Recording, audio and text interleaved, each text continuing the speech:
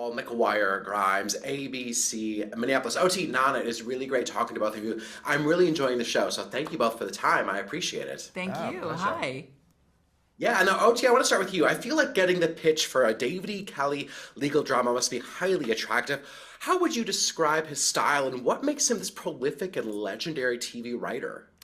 I think he manages to do this thing where you deal with something really technical like law, but you make it human and you make the stakes super high and you make the characters very compelling. And he has this ability to set up these both a page-turning feel and a kind of like cliffhanger feel where you cannot put it down. It's the warm cookies of TV. I love it. I love a good warm cookie, and that's why I love this show. So thank you. That's a great description. Oh my God. Nana, we see with Jake's character, there's a lot of media attention behind what is happening to him. And one of his kids says, people love true crime. And I'm curious, why do you think we as a culture have become obsessed with true crime stories? And do you find yourself going down that rabbit hole at all? Definitely go down that rabbit hole. Yeah. For better or for worse. I think we're obsessed with it because it's just like we are obsessed with like the outer limits of what is of human decency, of like, what is acceptable socially, and watching people who have crossed that line, I think is so compelling, and it's dazzling. We cannot rip our eyes away. It's like, what? You have broken the social contract? You murdered your wife or murdered your lover or murdered somebody? Like, it's just like, whoa, so we just can't take our eyes away. Oh my God, absolutely. We were just watching Dateline last night and was just enraptured by the case that, Keith Morrison was uncovering, of course, Always. I want to get both of your takes on this. The series, I think, rides on this. Did he or didn't he do with that presumed innocence? Are you the type of actor that wants to know right out of the gate what the outcome is? And did you find yourself kind of figuring it out as you were reading your scripts?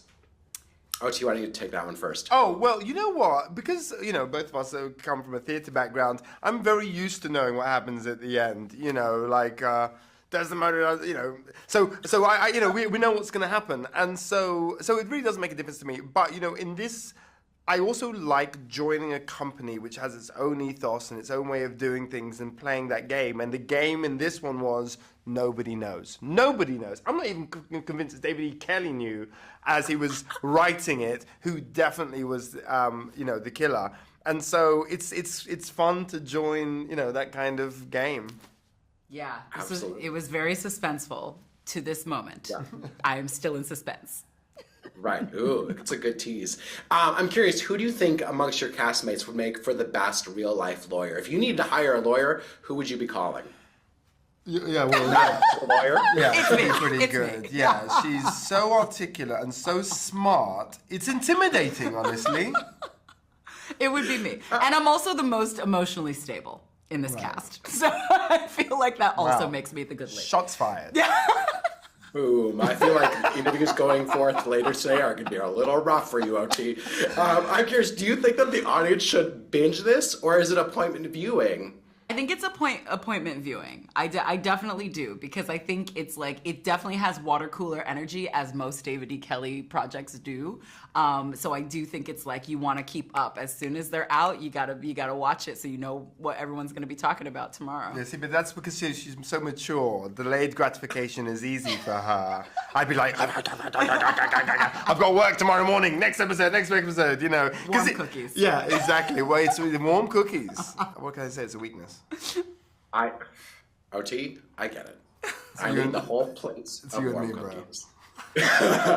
Thank you both for the time today. I appreciate it. I hope people enjoy Presumed Innocent. I appreciate it. Thank you. Bye. All right, take Minneapolis. David, it is such an honor getting to talk to you. You are a TV legend. Are those all books behind you or DVDs? They're movies. It's a big movie library. You've watched a lot of stuff. I have a lot of your wife's movies back here. I'm a huge fan of Michelle's as well. So thank you for the time. I appreciate it. My pleasure. Yeah. Now, what was your approach to not only adapting Scott Turow's book, but while knowing people have seen the movie and also wanting to give that David E. Kelley voice to it as well? Well, I love the book, so the opportunity to adapt the book, I didn't hesitate for long. To me, the starting point is there a good story here? Is it propulsive? And it needs to be propulsive now. People have so many things to watch, they'll take the first opportunity they can to check out something else. So you need something that gets a hold of people and won't let them go. And the plot in the book, I thought, did so. And then the characters are rich. So to me, it's story and character, story, character, story, character. And this had them both. So I was inclined to lean in. To your question, can we make it different? Yes, I thought we could. The opportunity with a limited series with 7 or 8 episodes, you just have more time to explore characters. And these characters were all richly drawn, nuanced, that they felt like people I would have fun playing with. So I jumped in. It will be different. It has to be a little different. We know that people have read the book and some people have seen the movie. And the burden is on us by the end of episode 1 or 2 for the viewers to say, okay, some things are going to be the same, some things are going to be different, so I'm not going to make any conclusions until I see the whole thing.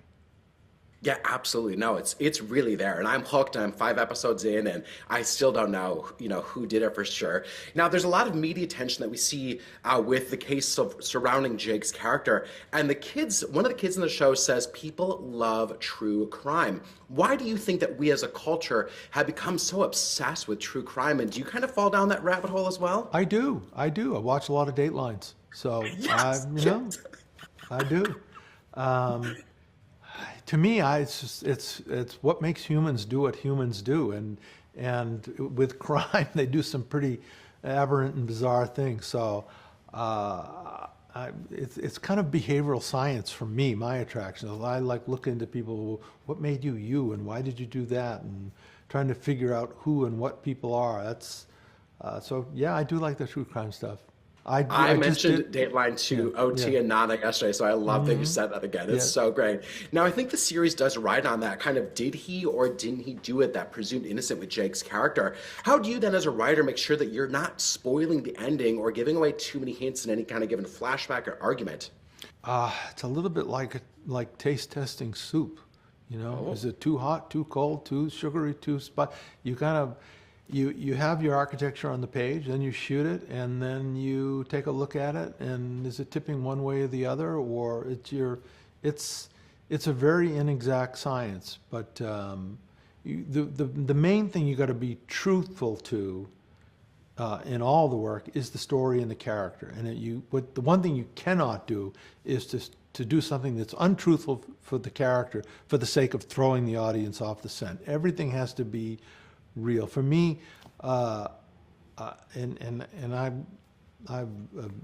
get sort of a bee in my bonnet about some shows I watch. If you watch them the second time, they don't hold up always because you realize that the storytellers put this scene in here or put that comment in only so you didn't get ahead of the ending. And it was not motivated by the truth of the character or the story. It was only put in there to throw the audience off the scent. We try to do none of that. We try to really be faithful to what the story is and who the characters are. That is amazing. I got the wrap. It's been such a joy talking to you, David, about writing. How do you write for this type of genre? This is a real treat. Thank you for the time today, and I hope people enjoy Presumed Innocent as much as I am. Thank you so much. All right. Thank you. Bye-bye.